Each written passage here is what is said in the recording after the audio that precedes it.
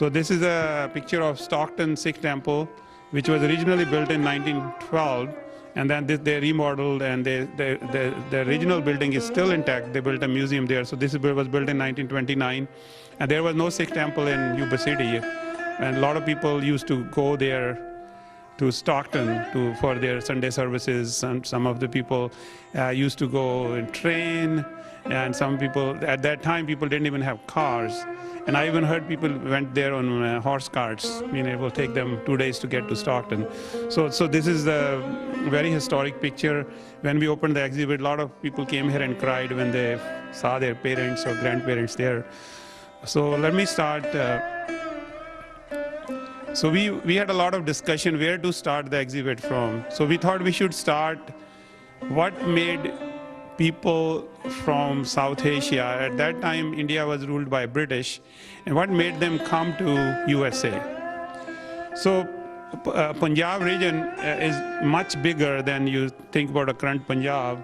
This shows the undivided Punjab. So British took over most of the India, but Punjab region was the last part of India to become part of British Empire, because the ruler of Punjab at that time was Maharaja Ranjit Singh. Maharaja means a great king. I mean, he was very organized. He had a lot of generals in his army who were former generals in Napoleon's army, and he had a very strong army at that time. So British kind of waited until he died. It took them about almost 30-40 years to wait before they invaded Punjab and annexed Punjab. Initially, they tried to make friendship with Sikhs. Initially they tried to suppress Sikhs. They disarmed the Sikhs, but they soon found that it was not a good idea to fight with these, because Sikhs were considered to be one of the finest soldiers at that time. So British made friendship with the Sikhs, and they started hiring the young Sikhs in their army or in their police, but they played a trick.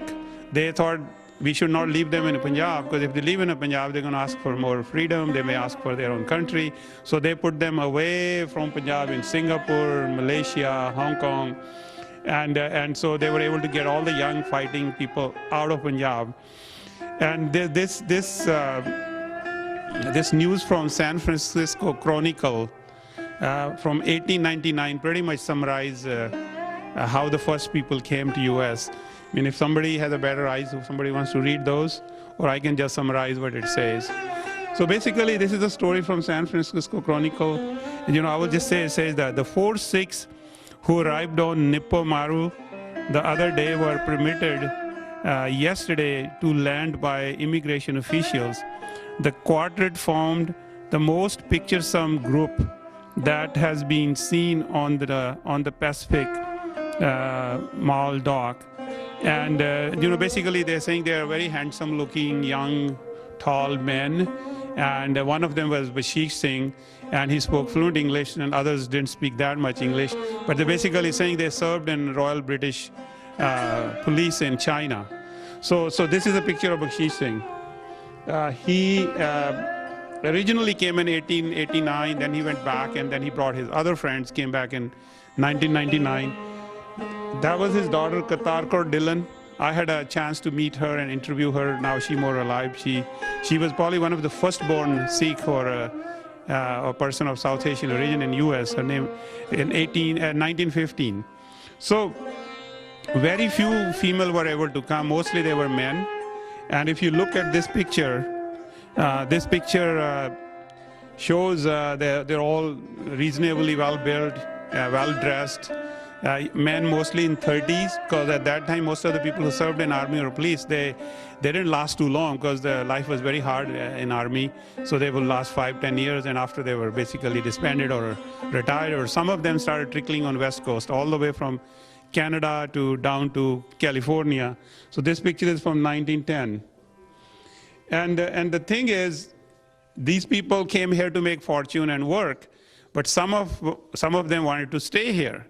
But according to US law, that only permitted either white people to become US citizen, or Afro-Americans were given exemption after the Civil War.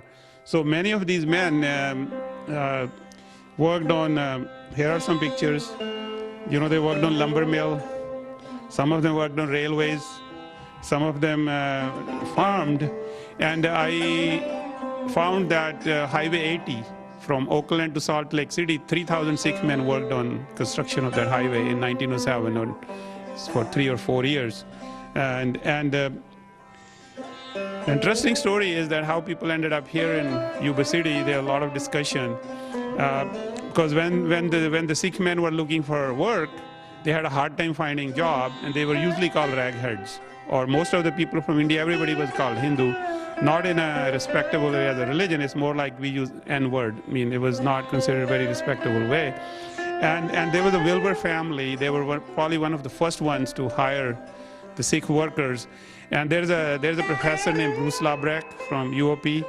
He has done his PhD work on Sikh pioneers, and he says that some Sikhs were looking for a job and nobody was giving them a job. And then they asked them, there was a Mexican foreman, so they asked him that we will just work for food, let us do some work. So they said, okay, we'll give you some food, you can work. So they were doing pruning. So then the next couple of days later, the owner came and saw the pruning done on the trees, and he said, this is a piece of art. Who did that, such a beautiful, good pruning? So he said, the Mexican foreman said, I don't know, these are ragheads, they just wanted to work for food. So he met one of those guys, and he said, bring all your raghead buddies here, I'm going to hire all of you. So this was how they got their first job, and they did a great job. So well, they were not satisfied just being laborers. So some of them bought properties in the name of their English or white friends. You know, they will say, okay, I'll give you 5%, 10%. I'm going to buy property on Michael Payne's name. And he said, I don't care, you're my good friend. You will get 10% every year, but I'm going to farm, but I'll give you 10%. So that was one way of buying property. But the thing is that most of the deeds were not broken, except for one. I can tell you that story. The other thing they did was, this is another picture coming to Angel Island, and this actually family right now is in the seminar. This is Kulwant Jol's grandfather. This family still lives here. They are also part of our organization.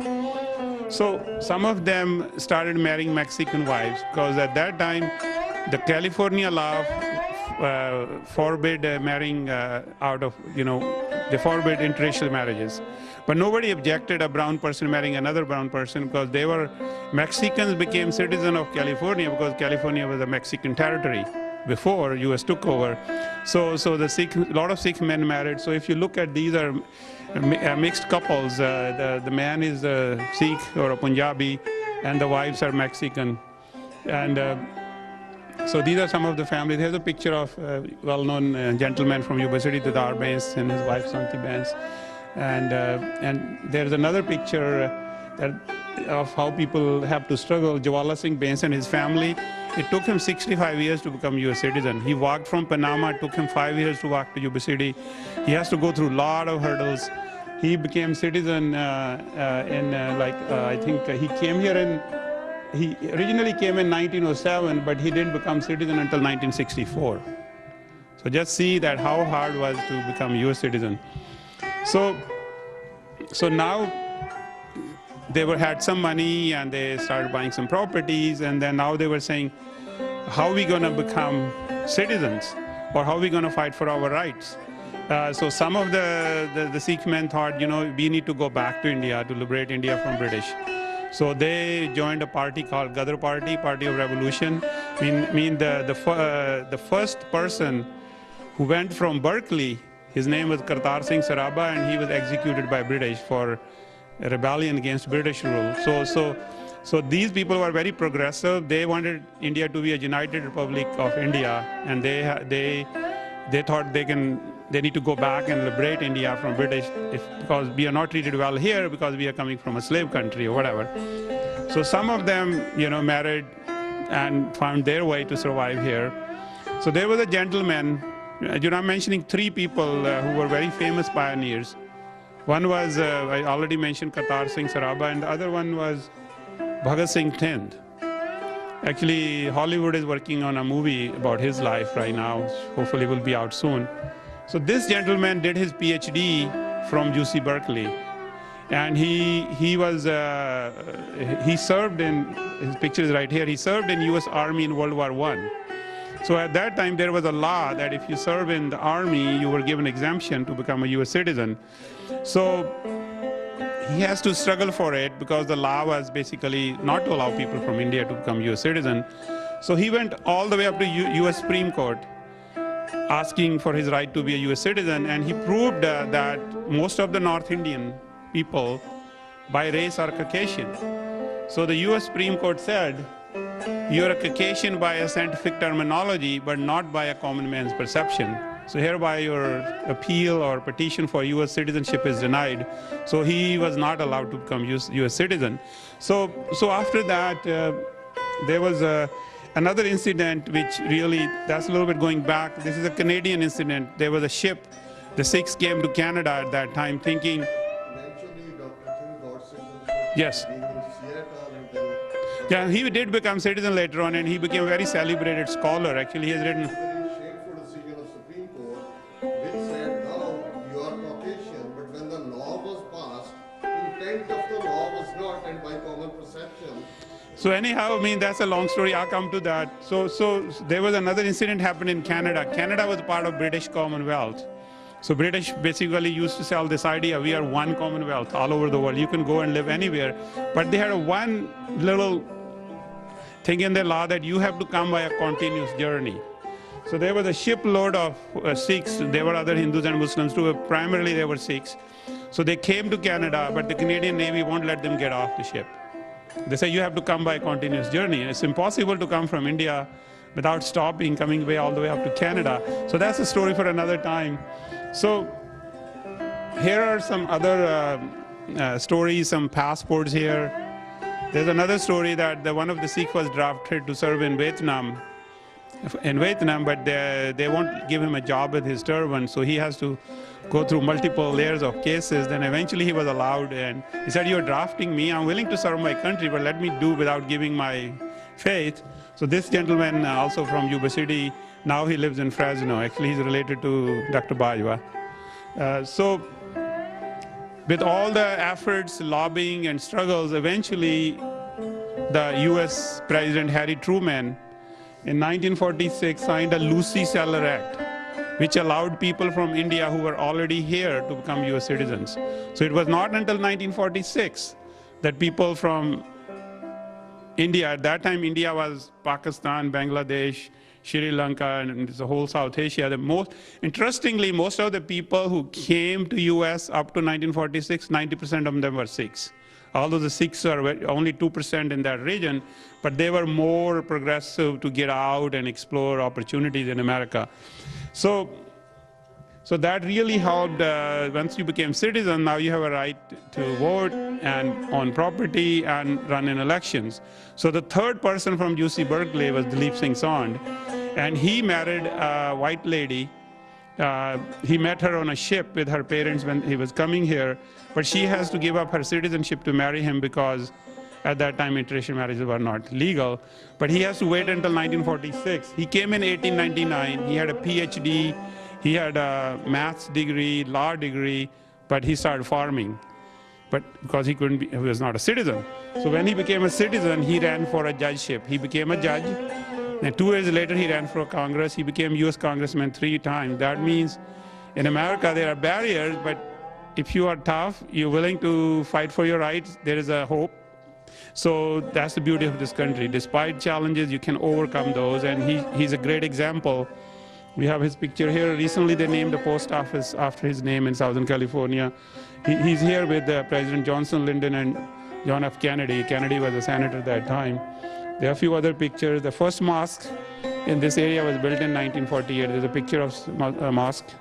And there's a picture of Rabindranath Tagore, who was an Indian scholar visiting UC Berkeley here. There's a picture of a local doctor, you probably know Dr. Joel. He came here in 1946, going to Yuba College, it's right here. First Asian. Yeah, first Asian. So I think this is a picture we should all bow our head and respect. This was in 1965 when President Lyndon Johnson signed the Nationality Act of 1965. This law opened the doors to most of people to come from India to US, because before that there was a quota system. So there were very few people who were able to become citizens, but this opened the doors to bring your relatives, your brothers, sisters, parents. People could go and marry. So that brought most of us in this room came through this. And then there was another incident which affected the large-scale migration to US was in 1984, when there was a lot of political upheaval in Punjab, and Sikhs felt their human rights were violated in India. So a lot of Sikhs left that time and came to US, and thousands of Sikhs got asylum in US, and US was very gracious and accepting the Sikh refugees, and a lot of them got asylum in this country. So this is the story up to that, but then what happened, the Sikhs were happy, having good time, until 9/11. 9/11 happens, I mean, it was a double tragedy, you know, our country got attacked, and then people who had turban and beards, and 99% of those in America are Sikhs, but they were kind of somehow confused by average people with people who did terrorism. So there were a lot of hate crime incidences happened. So some of the Sikhs went, met President Bush, and we here lobbied our local assemblyman, and in 2010 he was able to have California State Assembly declare Sikh Appreciation and Awareness Month. The November is part of that. Since then, every year November has been declared Sikh Appreciation and Awareness Month in California, and about last week the Yuba City Council declared, and where is Hardeep? Is she here? So she did the first Sikh prayer in the city council. She translated in English. So I mean, we have come a long way, and so this is about the history. And then we have a little bit segment on Sikh faith, and as you know, the basic values of Sikhism are very simple: is believing in one God and working hard and sharing. And it also believes in gender equality. So there's a woman reading Sikh scripture. And another thing is the langar, which is called Free Community Kitchen, which is a symbol of equality. In that time, when Guru Nanak, founder of Sikh faith, started langar, people of different caste won't even shake hand. They won't even sit together, and people of different religions won't even hug each other. But he said, you know, if you're going to come to my place, you all have to sit together and eat together and break the bread together. So that langar ceremony or community kitchen is something the Sikhs take pride in. Every year there's going to be about 250,000 meals cooked over this weekend, and all given free. Anybody is welcome to enjoy that. And then there's a lot of confusion about Sikh articles of faith, so there's a little explanation about that. And then there's an explanation about wedding, because most of the people think the Indian weddings are like forced weddings. In this day and age, that's not true. Most of the people are marrying by their choice or with their, obviously, involvement of their families and parents. So marriage is a very important institution, so it talks about marriage. And then we have this model here. This is a model about Darbar Sahib, or commonly known as Golden Temple, because Maharaja Ranjit Singh got it gold plated, that's why it became a common name. But this is not about gold. This is about a concept of universal brotherhood and equality. But this place has 4 doors. That means when you go to worship, you are not a Sikh or a Hindu or a Christian or a Muslim. You are going there with your humility. Anybody is welcome there, of any faith, any caste, rich, poor, black, white. Anybody is welcome. So that they said, there should be no difference between people who are spiritual people who. So that's the symbolic of universal equality, brotherhood, or whatever sisterhood you want to call. So a little bit about a newly married couple. 2 paintings in the back, and those paintings are done by a New York artist, Manu Kaur Saluja. That is a painting of Maharaja Ranjit Singh. It's probably the first painting showing him in a young age. Most of his paintings are old age. That was his youngest son, which was taken away by British. He was converted. Queen Victoria adopted him as a godson. He was probably the first immigrant out of South Asia. He was forced to live there, but he was denied access to library or any information about his own community until his mother was exiled into Nepal. Then she got blind, probably as a doctor. I think she got cataracts. So she was allowed to meet her son. And by the time she went and saw her son, he was already grown as an average Christian guy in England. So when she told him that, promise when I die, you're going to cremate me next to your father, because he had no idea who his father was. So when she died, he tried to bring her to India, but the British won't even let him go beyond Bombay. So then he realized who he is. I mean, his story is probably a story for another day, but that painting is very well known painting. This painting is probably worth $250,000 in original. This is just a copy, so we can't afford $250,000 here. So this is about a little bit about the local traditions. As you know, the Tarabiona Sikh Temple Gurdwara was founded in 1969 to commemorate 500-year anniversary of Guru Nanak's birthday. And the first Sikh parade was started in 1980. And we also have a cultural festival. We do it every year since 1995. We have launched a lot of artists. There's a lot of singers who started their career at our festival. Now they're world famous. So this is a little bit about that. And there's it's a UC Davis team. This is a picture of a parade. There's some other folks from other cultures that are learning music and culture. And these are some musical instruments. And these are some old passports. That's a passport of Hardyal Singh Hunji. He's 100-year-old. He just turned 100 I think, a couple of months ago. The interesting story about him is his wife was Hindu, and he built the first Hindu temple in Yuba City. That shows the Sikhs believe in interfaith and respect other religions. So the Hindu temple in Yuba City was built by a Sikh gentleman to honor his wife. This guy is still alive. His wife passed away a few years ago. These are two coins which was issued or released at White House in 2004 to commemorate the 400 years of Sikh scripture. So these are preserved here. There's some resolutions about Sikh heritage or Punjabi heritage. And then this is a 3.5-minute documentary which we worked with the KVI, local PBS channel. And this documentary is approved as instructional material, can be shown in classroom anywhere in California. I mean, if you have a time after my presentation, you can watch it. And if you want to learn more, you can go to this website. And we recently, about a few weeks ago, we developed a partnership with UC Davis. Now they have a Punjabi digital archives. So this exhibit, and we're going to add more materials so people can access this information worldwide. So these are some of our donors who helped this happen. And I hope that helped you understand a little bit of history. If you have any questions, I'll be happy to take those. Any questions? What is your greatest difficulty now? A lot of us travel all over the world.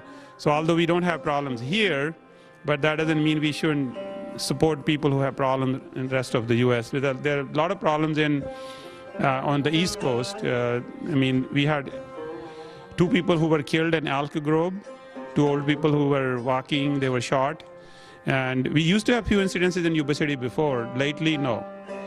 We had few cases in Fresno. We just had a gentleman beaten up in Richmond, California.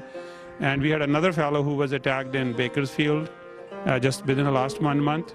My cousin was attacked in Chicago last year. So we always have somebody being mugged, beaten up, called names, and things like that. I mean, I would say 99% of the people are good.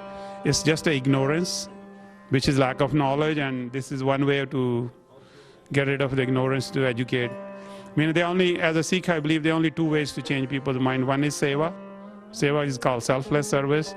Another is education. Are you local?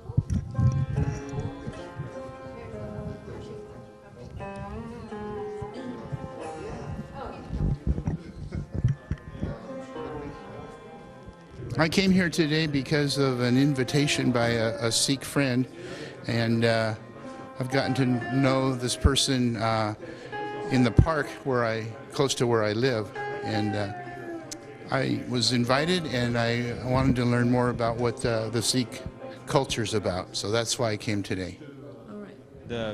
The museum's really great to teach us about Sikhism. I love Sikh people. I've lived in the Punjab, so I wanted to come and learn more about the beginning of Sikhism, and I learned a lot today of how Sikhs got here and how hard they had to work just to become citizens, and how that they went against some prejudices, but through their hard work, which Sikhs are hard workers, prevailed and became citizens later. So it's just a great museum I mean, it's not huge, but it gives it very concise information about the Sikh and their history and how hard workers they are. All right. Thank you so much. Thank you. ਕਿ like ਇਹਨਾਂ ਨੇ ਕਿੰਨਾ ਕੁ like ਇਹਦੇ ਵਾਸਤੇ ਮਿਹਨਤ ਕੀਤੀ ਹੈ ਬਣਾਉਣ ਵਾਸਤੇ ਤੇ ਕਿੰਨੇ ਸਾਲ ਲੱਗੇ ਤੇ ਕਿੰਨਾ ਕੁ ਤੁਹਾਨੂੰ ਹੁੰਗਾਰਾ ਮਿਲਿਆ ਇਸ ਨੂੰ ਇਹ ਮਿਊਜ਼ੀਅਮ ਨੂੰ ਲੱਗੇ 10-15 ਸਾਲ ਬਣਾਉਣ ਨੂੰ it took a lot of effort ਜਿਹੜੇ ਪੰਜਾਬੀ ਅਮਰੀਕਨ ਹੈਰੀਟੇਜ ਸੁਸਾਇਟੀ ਦੇ ਮੈਂਬਰਸ ਹੈਗੇ ਨੇ ਉਹਨਾਂ ਨੇ ਦੇਖੀ ਸੀ there's a need in the community for our history from the 1800s because as you know in the Yuba City area we had the first Sikh immigrants come from Punjab in around 1890 and you can see the article that was written about how there were Hindus coming. So I think that the families that have been in this area have been over 100 years and it's so interesting to me to see that like we came in the 70s but they've been here 50-60 years earlier so there really was a need to show their history and their struggle in the area and I think that this was one way for us to have a permanent exhibit in the museum thank you to the Sutter County Museum for giving us the space to have this permanent exhibit. help you Actually it was our society members that did it and we hired people to actually put the exhibits together for us so I think the history was from the families you know their old portraits when they're taking their verbal history I think that's the way it was done so I think that really helped for this to come to fruition. how many people work with you I really was not on the museum committee. Dr. Kang and Devendra Diol, there's Sarbjit Joel and the other Mr. Kulvanchol. They are on the museum committee, so they got together every week or every 2 weeks to discuss the museum. And you know, the money was given from families that live in the community. So they're the ones who actually did the donations, and I think with their donations, they were able to hire people to put the museum together. thank you so much Thank you. Waheguru ji ਕੀ ਫਤਿਹ ਤੁਸੀਂ Yuba city ਵਿੱਚ museum ਜਿਹੜਾ ਹੈਗਾ ਤੁਸੀਂ ਆਏ ਤੁਸੀਂ ਕਿੱਦਾਂ feel ਕਰਦੇ ਹੋ ਵਾਹਿਗੁਰੂ ਜੀ ਕਾ ਖਾਲਸਾ ਵਾਹਿਗੁਰੂ ਜੀ ਕੀ ਫਤਿਹ I live in Sacramento but this is my first time coming to see a museum outside the museum in Golden Temple complex. This is the first Sikh museum I ever been to.